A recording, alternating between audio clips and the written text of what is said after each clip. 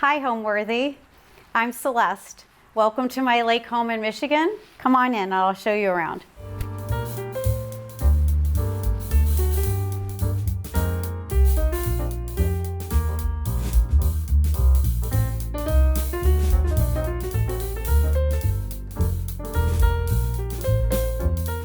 You're watching Homeworthy, where we believe every home has a story. Like and subscribe for more. I'm Celeste Robbins, and we're at my lake house in Southwest Michigan. This house was built in 1956. It's a mid-century house. It was designed by Winston Elting, and he was a contemporary of Frank Lloyd Wright and kind of the mid-century architects that were doing work in Chicago. The home has had only 3 owners. I'm the third. It's a simple rectangular house with glass on one side that faces the lake and more solid as it faces the street. It's wrapped with a lot of wood beams, and I wanted the home to feel consistent with the vocabulary of mid-century, but also fresh. So I was really concerned about having pieces that reflected me and not feeling like I was being a slave to any particular style. So the home has different vintage things which I tend to be drawn to, but European, French mid-century pieces, as well as some contemporary pieces. So I placed pieces that I felt were in keeping with the materials that were here. But I didn't feel like the house gave me any constraints. It felt very natural to be able to place things in it. So the house is about 2,200 square feet. So it's really efficient house. There's 3 bedrooms and a study, a kitchen and a great room, which shares the dining table and the seating area. You are able to get a lot of rooms in here because there's not a lot of secondary rooms. There's no mudroom, there's no laundry room. The house is sort of covers just what you need. And I always feel like it kind of reminds me of how much you can accomplish in a small footprint. It also sits on 2.5 acres with a beautiful beach. And so it kind of has both that cozy, inside the house feel, as well as this whole place to kind of retreat to and walk on the beach and plant flowers and just get away. This is the entry and the great room, and really the entry of the house. There's not a formal entryway, but upon entering the house, you have this beautiful lake view and dining table, and you'll also see the table outside. So these spaces really kind of work together. So the dining table is really more than a dining table in our house. We use it for puzzles and games, and a lot of time in the evenings we're kind of hanging out here before we go over to the living space. My tip for hosting is to have a go-to meal that you know how to prepare. So I'm not that comfortable doing a lot of entertaining, so I've just made sure that I'm really good at a few things. So I make bacon wrapped dates, and I cook salmon with a beautiful green goddess sauce and a quinoa as a side dish. And then I usually like to have something that everybody can participate in. This is not the kind of house where you're serving people. People are kind of joining in. So it's a lot about kind of cooking together. We play board games. We play a game that's similar to Rummy. Another one that we play is Phase 10, which is super easy. And a lot of people, if you don't know how to play it, can play it. So we have a whole closet full of games. So it kind of depends on our guests and what they might know how to do. And I found that people may kind of be a little bit worried about the idea of when you suggest a game, and they always end up having a lot of fun. It's a lot of laughs, and people get so used to just watching TV, and it's just, we don't have a TV here. We have our fun outside and eat, and it usually works out to be a lot of fun to have a game. And one of the really cool things about this room that I really love is how the fireplace is off to one edge. The architect that did the home was really kind of looking at balance and not a formal symmetry. So the fireplace is pushed to one edge, which gives you this large window. As you come down the hallway, when you see the rest of the house, you always have that view out. But what this creates is this cozy little nook that we love. So after you've had a whole day at the beach, you have this ability to kind of nestle up in the edge here near the fireplace. And the original home had the built-in seating and the shelves. I didn't do any changes to that other than reupholstering. But then I came up with my own kind of living space. I designed these ottomans to be something soft to really bring in the center. I felt like there was a lot of hard surfaces with the fireplace, and I wanted something soft to kind of ground the seating grouping. And so a lot of times people are kind of laying down over here, napping, snuggling up in this chair, or we can seat a large group. So it really works for a number of different people. Over on this edge is another table, which is kind of great because if we ever need to have a large group, this has leaves, but we can really use this to set up a puzzle so you don't have to take it apart for dining. It's a great place to sit with your iPad, and it's tucked in the corner, but this is sort of like a beautiful view out the large windows of the great room. I fell in love with this home. I was first introduced to the home as someone called me about doing a project here. They wanted to renovate it, and they were interviewing different architects, and I just felt like this is my house. Like I just know how to do this house because I had originally, the first house that we had as a family was a mid-century house. So this was very familiar to me. In fact, it has a lot of similar qualities as that house. And it turns out that they didn't buy the house. And so when I knew it was available, we came up and looked at the house and decided to purchase it within 30 minutes. It has sort of everything you'd want, at least for our family.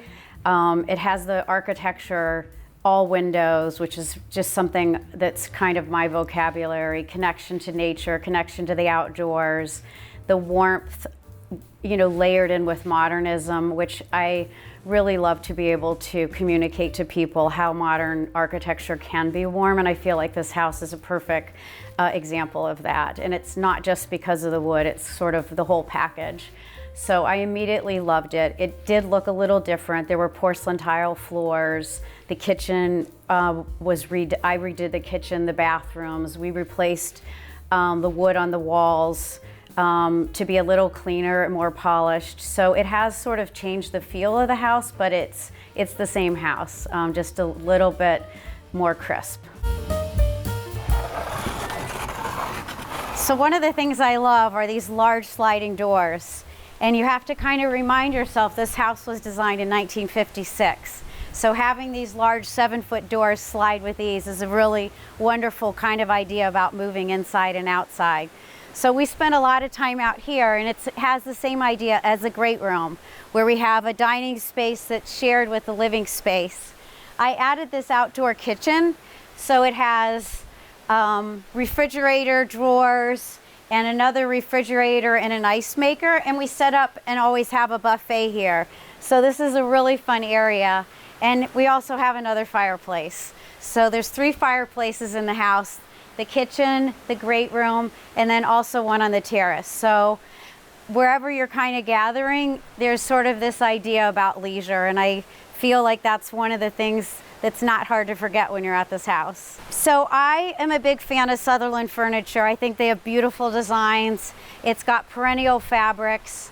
But what I really love is I want to make a big moment, I don't want a bunch of pieces of furniture. I want to connect it. This is a really nice way to have a lot of people seat, and it just feels inviting, like a gathering space. So this is used pretty much all the time, whether I'm by myself or whether we have a huge group over. So this is our access to get down to the beach. And I just planted these plants here, which are butterfly plants. And it's really magical to be able to go down to the beach and have these butterflies and kind of wind down. But our property also goes over to this little peninsula. And this is really where we go to enjoy the sunsets. So I purposely didn't put any furniture out here because I like the idea of just bringing a blanket out and sitting on the grass and relaxing after the end of the day. And you really get to look over this point and look down the beach.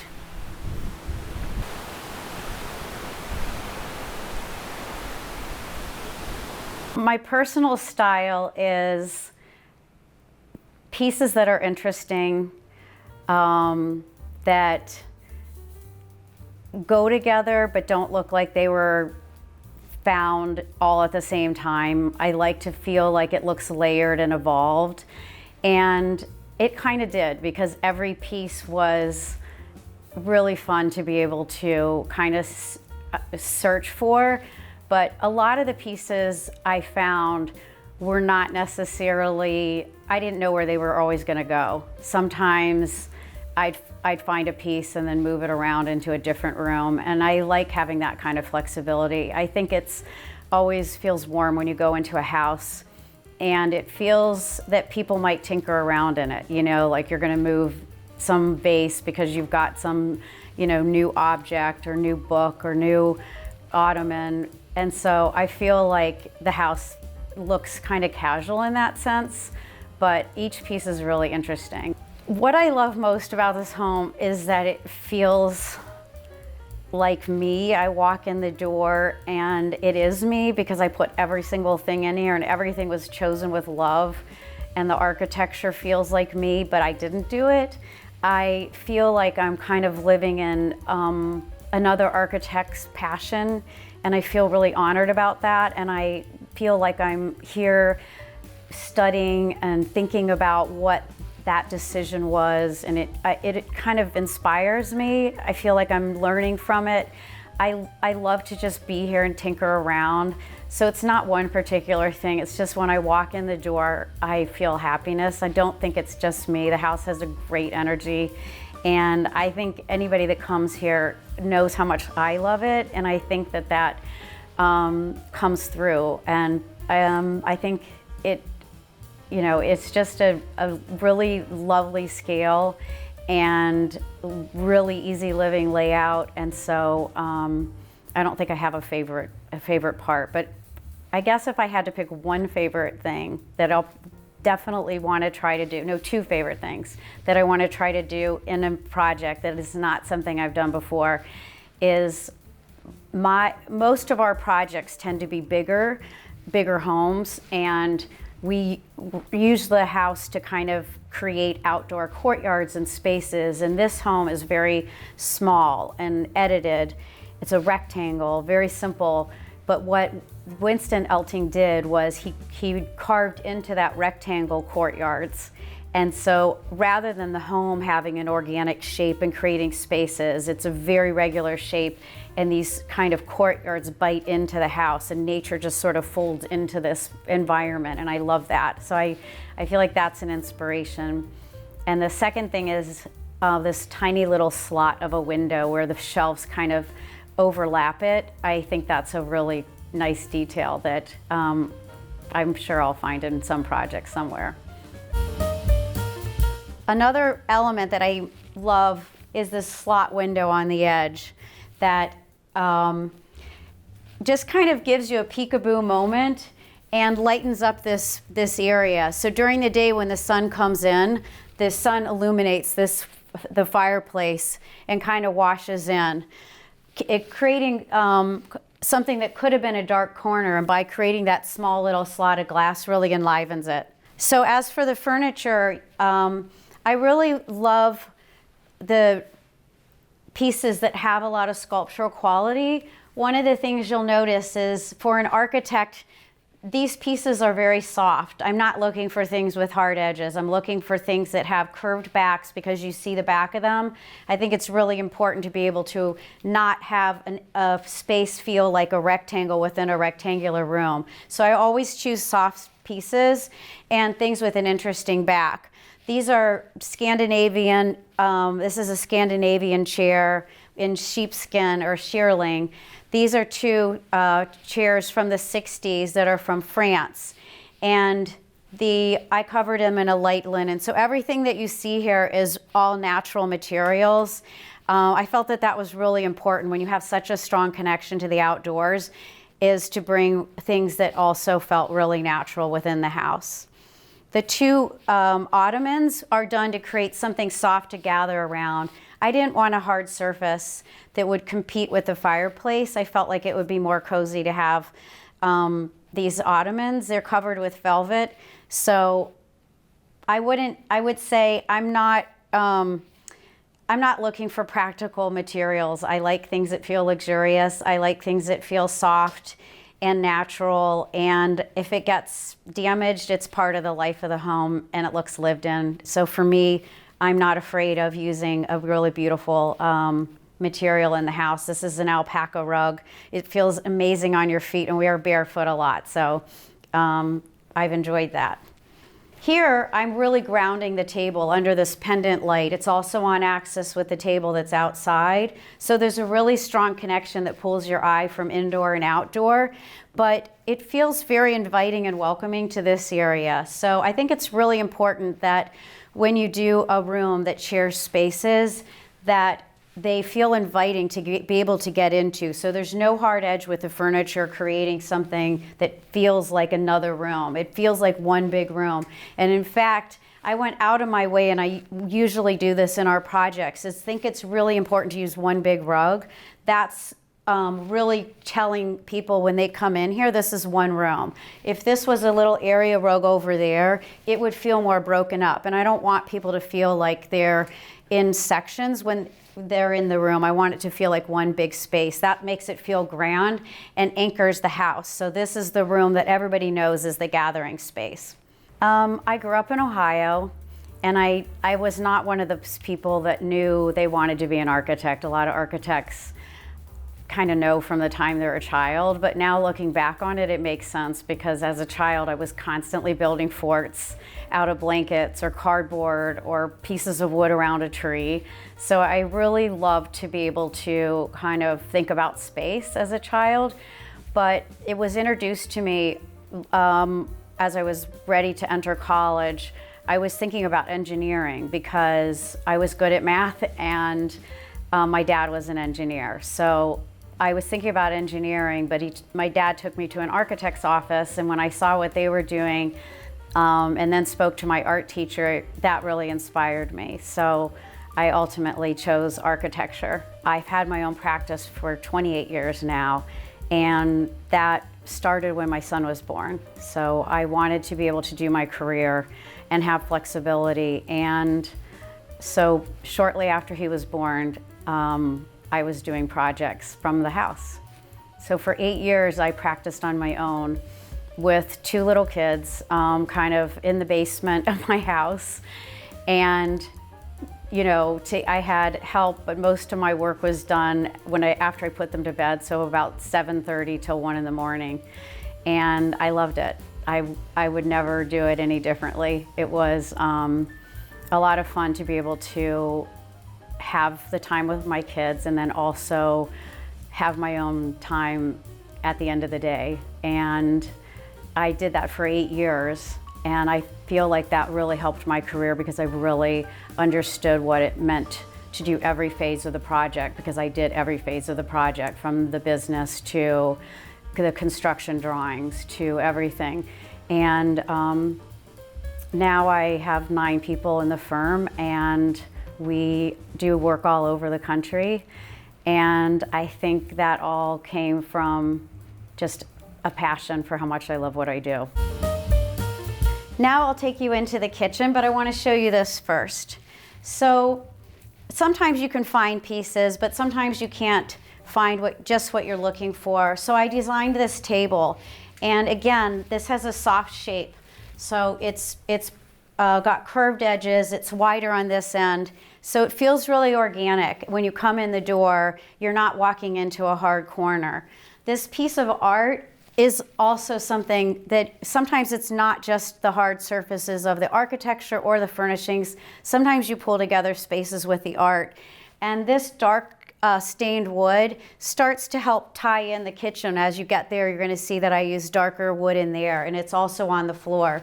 And just kind of a little note, I love to compose things. So a lot of times I'm just sort of composing things on a table, and later I look at it and I realize that I've really responded to different shapes that I see together. So the lines on this piece of art is picked up by these candlesticks, and the shape of this bowl you see is kind of a shape of this artwork. So I think it's really interesting to not always have an obvious tie-in. It's kind of subconscious, but having these different geometries that get composed together.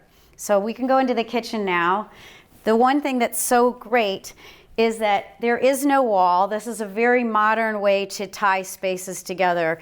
The window wall slides through on the edge, so these rooms aren't defined by four corners. This is open and flowing, and it's inviting to always let you feel part of this space. So as you can see, the glass is sliding through and carrying itself from the great room over to the kitchen. And the living area has a fireplace, but one of the things that is really special about this house is there's also a fireplace in the kitchen. I think it's such a luxury, and it really treats the kitchen as a living space and not just a space that does cooking and work. This is a space that we gather, and it's kind of small, but it works really well for me. So I always want a kitchen to feel like a living space. It's a space that people always gather, and I always want it to feel like it's part of the home. So I love to hide appliances so that it just feels more calm and it feels more elegant to me. So hidden behind the panel there is the refrigerator. And over on this side is the oven and cooktop that I've hidden behind doors. It gives this beautiful elevation so that the fireplace can be the star. But if I need to cook, this opens up, and the cooktop and the oven are behind the doors. I also have things that I love for display, because we all know that this ends up open more often than it does close because you're usually using it. So one of the things I did in the kitchen when I renovated it, besides putting the oven and the cooktop behind the doors, was I moved the refrigerator over here, and I made a really shallow cabinet here. And what that did for me was it allowed me to extend the island to be a longer space, which I wanted. But I love having these shallow spaces. It becomes kind of decorative. And within all of this, it's really not just about dishes. You can see that I've really kind of filled the shelves with things that I love. So I looked for things that had pink in it, and a lot of the glasses have pink because that was kind of the idea in the home.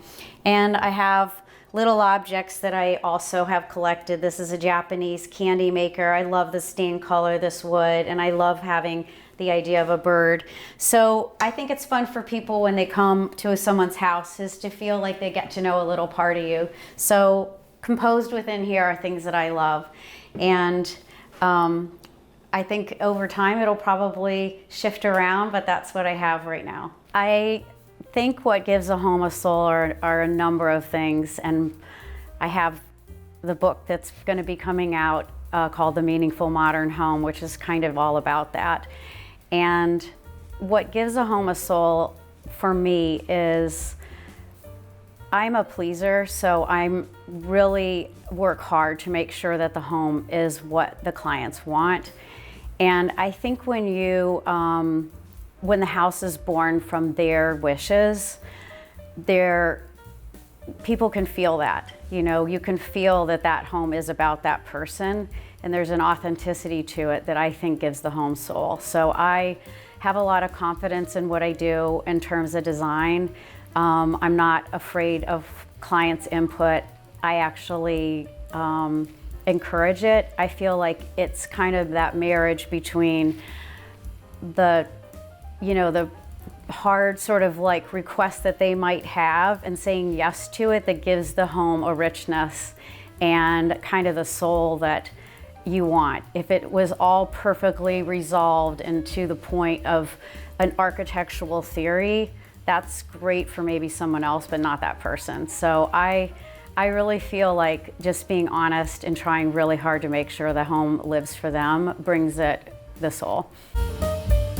So this hallway packs a lot of function and connects all the 3 bedrooms. So behind this is a stackable washer and dryer. And behind this is a Miele espresso maker. So this opens up and pockets back. And people love having their own section as a guest to come and make their own coffee. We'll go down the hall here. This is the primary bedroom and the largest of the bedrooms. And what you'll notice is there's glass on both sides. So this is one of the intimate courtyards that the architect planned within this really simple rectangle. So it's kind of features a Japanese maple and some rocks. This is completely enclosed, so I could have these shades open and it's completely private. And at night there's a light on that tree and it's just stunning. Over on the other side is another wall of glass. So there's 2 walls of glass in this bedroom, and this is the lake view. I chose a palette of just very neutral colors in this room with little accents of soft pink to play off the brick wall. So this is kind of a collection of different textures and neutrals. And then it can really play up kind of these details where this is a coverlet that has a viney embroidery. And I had these playful little pillows that have little embroidered flowers on it. I like having such a feminine quality. I think it's a nice kind of contradiction in a modern house to play up something that you might have seen in your grandma's house. To me, that just feels soft and unexpected, which I like. I don't want the house to feel like a formula. The other thing that I added is this really beautiful organic table.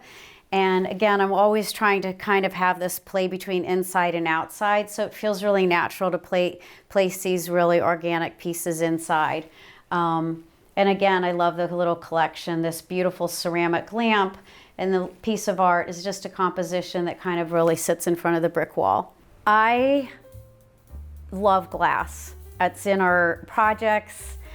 I want to feel nature and where I am.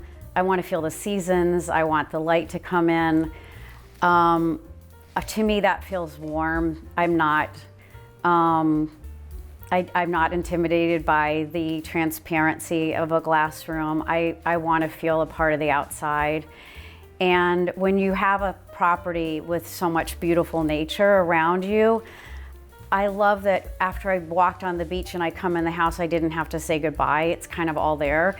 And it's just a different experience. Now I'm in air conditioning. I'm gonna say that my favorite season is summer, even if that's super obvious, because it's a lake house. Fall is fantastic, but the lake has, you know, being on the lake, and I come up here all the time, so all through the year, there is not just a summer, it's not a summer house for me. I appreciate all the seasons, but this summer, it just brings more guests, and the lake is a little quieter. In the winter, the lake can have kind of a aggressive tone, and winds coming off the lake can be, you know, strong. And I love to snuggle and cuddle up on a cold day in this house, but I have to say my favorite season is summer. Okay, so one of the special aspects of this courtyard is having 2 glass walls. So you get the glass on each side of the bedroom, but this glass folds in and becomes a glass wall in the bathroom as well, which feels really luxurious to have floor-to-ceiling glass with absolute no compromise in privacy, because it's my own little intimate courtyard. And again, looking at the tree, birds have come in here and you get to kind of watch that as you're getting dressed. And again, when it's lit in the evening, it's just such a beautiful kind of focal point within a small little room. One of the areas that I kept in this project was all the wood that was existing, this idea. We replaced the wood, and I chose to do this pink quartzite. I loved how animated it was. This is not probably something you would have seen in a mid-century house, but I felt that the pink really tied in with the brick. And again, I want to celebrate nature, and I always feel like stone has such a beautiful quality to remind us of history and kind of the earth and what it creates for us. So in addition to the bedrooms, there's a study, which is just such a nice thing to have in a house where you now can work from home. So this was a kind of a dark space when we got to here.